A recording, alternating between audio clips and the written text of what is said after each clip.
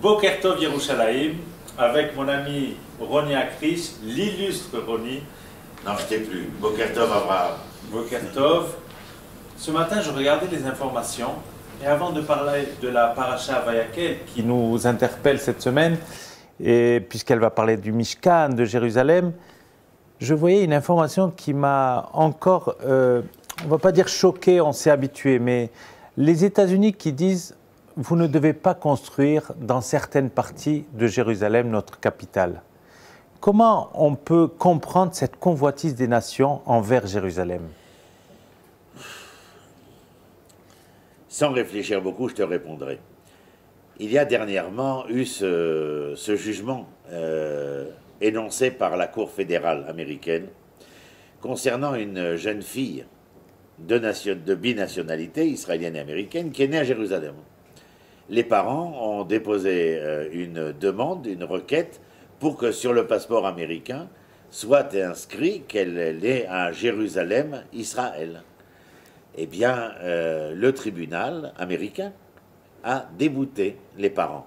Ah. Et le journaliste sur Kol Israël qui demande au père, eh bien, ça a dû certainement vous surprendre. Et ce qui m'a surpris à moi, c'est la réponse du père. Non, ça ne m'a pas surpris du tout. Alors le journaliste lui demande de bonne foi, pour quelle raison? Cela ne vous a pas surpris.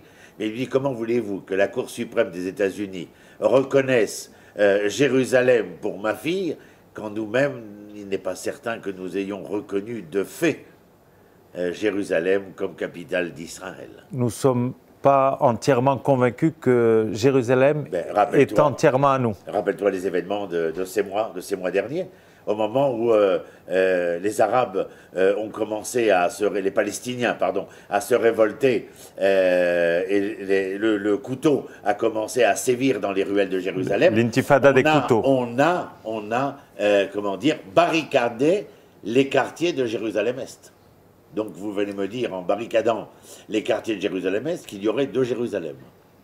De fait, nous sommes bien d'accord qu'il y a encore et toujours deux Jérusalem, bien que nous ayons la volonté d'affirmer que Jérusalem est une et indivisible, mais c'est encore un vœu pieux. C'est-à-dire que finalement les nations jouent leur rôle. Peut-être que c'est nous qui ne jouons pas le nôtre. Je ne peux que soutenir ton propos. Je suis désolé de devoir le dire, mais c'est malheureux. On a encore du travail. Absolument. La paracha de Vayakel, pour sourire un peu, c'est encore la grande descente de Moshe. Il redescend une deuxième fois du Har Sinaï pour amener ces nouvelles tables. Comment ça se fait que, alors que dans Kitissa, on a parlé aussi du Shabbat, comment ça se fait que la première mitzvah que Moshe nous demande de faire, c'est encore respecter le Shabbat? Parce que je crois que dans le mot Shabbat, pour ne pas nous étendre, parce que nous n'avons pas le temps de nous étendre, je crois que dans le mot Shabbat, avant, il y a une racine au mot Lishvot.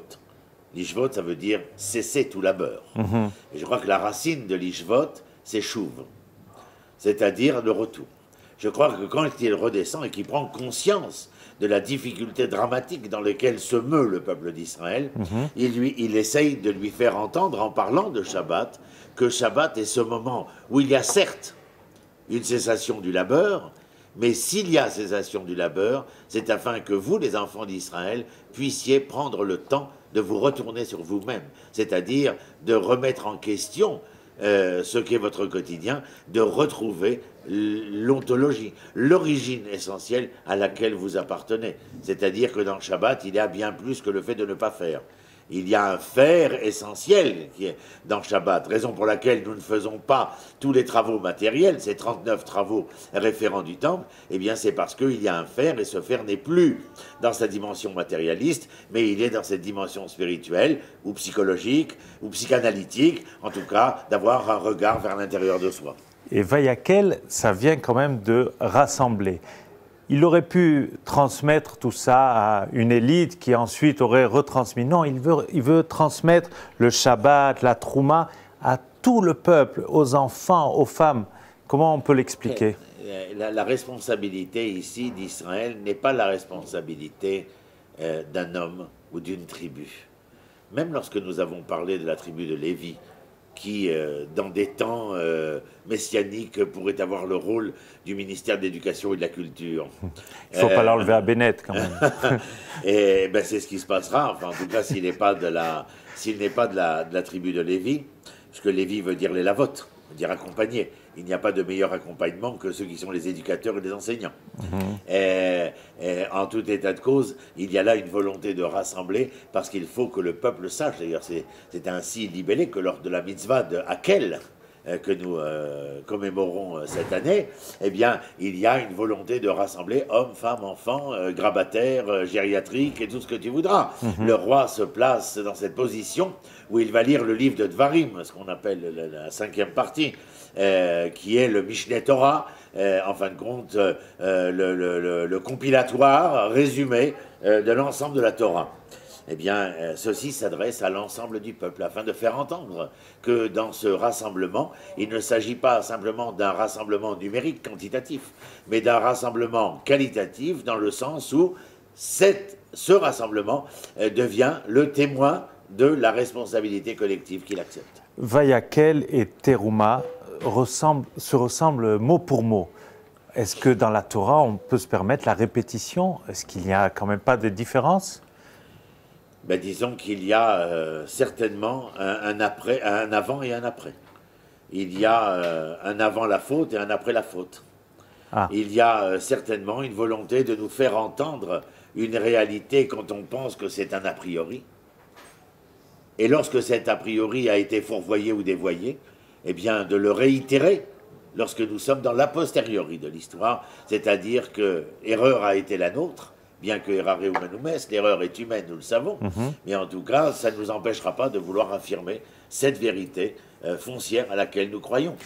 Et Moshe demande au peuple juif, au peuple d'Israël, je ne dirais pas juif, le peuple des Hébreux, de rassembler l'or, les bijoux, tout ce qui est important à leurs yeux pour construire ce fameux Mishkan. Est-ce que ce Mishkan vient réparer la faute du veau d'or? Le Mishkan a été décrété, disent nos sages, pour venir racheter l'Etaken, pour venir réparer la faute du veau d'or. Qu'est-ce qu'il y a eu dans la faute du veau d'or en un mot? Je dirais que dans la faute du veau d'or, il y a eu cacophonie, disharmonie. C'est-à-dire que les instruments si différentiels représentés par les êtres ont joué chacun à l'unisson de leurs croyances et de leur volonté. Le Mishkan, avec le projecteur qui est mis par la Torah, par le texte toranique, sur les objets, le chandelier, la table, l'arche, qui seront à l'intérieur du Mishkan, et on ne mettra que très peu de projections sur le tashtit, c'est-à-dire sur la base, les fondations et les murs, contrairement à ce que nous verrons dans Melachim, au chapitre 7, où lorsque Shlomo Améler construit le Mikdash et non pas le Mishkan, le projecteur sera sur les murs et non pas sur les objets. Mais en vérité, nous avons besoin des deux. En tout cas, concernant le Mishkan, l'objet, il est à l'intérieur. Et lorsque je suis à l'intérieur, je signifie l'intimité. Lorsque je signifie l'intimité, c'est parce que cette intimité est à même de faire entendre, pense au couple bien entendu, dans l'intimité du couple, dans l'intimité familiale, nous essayons d'entendre les sons les plus harmonieux possibles. Et voici que celui-ci répare celui-là. Oui, mais alors, il y a quelque chose qu'il faut quand même relever. Et s'il n'y avait pas eu le veau d'or, est-ce qu'il y aurait eu le Mishkan? Très bonne question. Est-ce que véritablement, si nous avions été, et là tu touches au Rambam, Rabbi Moshe ben Maïmonide, qui dans le Moreh Nevuchim, comme dans d'autres endroits dans le Yad HaChazaka, autant dans la législation maïmonidienne que dans le propos philosophique de Maïmonide, eh bien nous trouvons ces questions traitées. À savoir, bien évidemment, que si nous avions été capables de nous défaire des vêtements qui nous entachaient concernant notre vécu en Égypte, c'est-à-dire d'un attachement à à l'idolâtrie. À la galoute? À la galoute, pas seulement, mais à ce que la galoute était représentative. Vous ne ferez pas comme les Égyptiens avaient l'habitude de faire, et lorsque vous rentrerez en Eretz Israël, vous ne ferez pas comme les Cananéens. Les uns et les autres ont une espèce de point commun, c'est l'idolâtrie. C'est-à-dire Avodah chez Izar Alecha, d'avoir une croyance qui soit étrangère à ce que tu es. Et en fin de compte, si on a mis en exergue ces dimensions de temple, de mishkan, d'objets, de sacrifices, surtout sur les sacrifices, c'est là que Rambam est le plus virulent, contrairement au Ramban, qui lui pense que les sacrifices sont une nécessité. Le Rambam, lui, dit que ce n'est qu'un moyen, et non pas une finalité, comme dira Ramban Nachmanide. Maïmonide dit que c'est le moyen, mais que c'est un moyen, en fin de compte, qu'on n'aurait pas dû utiliser si l'homme avait été capable lui-même d'être le moyen de la rencontre entre l'homme et Dieu. Et donc, sans le veau d'or, il y aurait eu ou il n'y aurait pas eu le Mishkan? C'est une grande question, il y a eu la faute du veau d'or. Tu as parlé de Shnat Akel. Tu peux nous expliquer Shnat Akel après la Shemitah, 49 ans? Je crois qu'on est en plein dedans, non? Ouais. On est vraiment, c'est pas un clin d'œil dans l'actualité, on est en plein dans l'actualité. C'est-à-dire que après avoir prouvé que j'étais capable, non pas de me séparer de la nature, mais de comprendre que je n'étais pas contre nature, comme j'ai écrit dans ton journal, mais que j'étais différent de cette nature, mais la différence qui m'avait été octroyée, c'était de pouvoir dominer la nature. Non pas dominer de manière dictatoriale ou dominatrice, mais de dominer la nature, c'est-à-dire d'être le moyen par lequel la nature pouvait se révéler dans toute son harmonie symphonique. On a toujours été écolos, nous les Juifs. Absolument.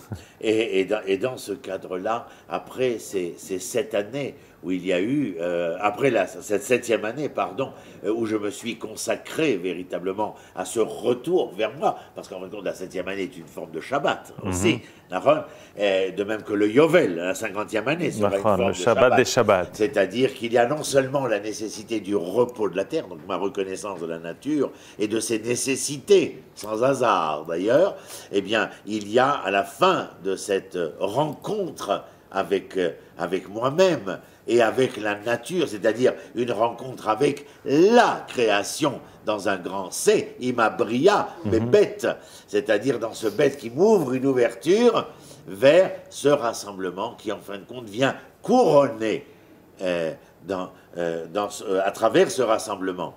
Et à travers la parole du roi, qui en est tel que nous l'avons voulu, le maître, le bâton témoin, le maître d'œuvre. Eh bien, voici que le roi, maître d'œuvre de l'histoire d'Israël dans sa matérialité et sa spiritualité, eh bien, vient d'une certaine manière rassembler son peuple pour lui demander de pouvoir, à travers cette 7e année qui vient de se terminer, eh bien, de pouvoir, maintenant que nous allons rentrer au travail, reprendre le travail, eh bien de ne pas en perdre cette osmose identitaire qu'il y a entre le fait de la terre-nature et de l'homme spirituel, de l'homme de foi, confiance, vérité, fidélité, que doit être l'homme d'Israël.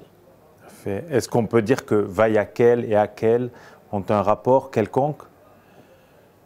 Oui, si ce n'est le fait que sémantiquement, c'est la même racine, et le fait que dans les deux cas, il y a une volonté de rassembler. On parle souvent de rassembler dans tout ce qui est notion de Torah et du judaïsme. Est-ce que c'est la fondation du Mishkan de rassembler? C'est-à-dire que là où il y a l'unité, dans un des textes du Tanakh, nous n'avons pas le temps de déployer ici, dans un texte des prophètes, eh bien, il est question où l'Éternel est miséricordieux vis-à-vis d'un peuple qui a l'air tout à fait étranger à ce qu'attend l'Éternel de lui-même, mais où ce groupe de gens, cette tribu, eh bien, du fait de son unité, est sauvée par son unité, malgré qu'elle ne soit pas foncièrement la conjointe de l'espoir de l'Éternel.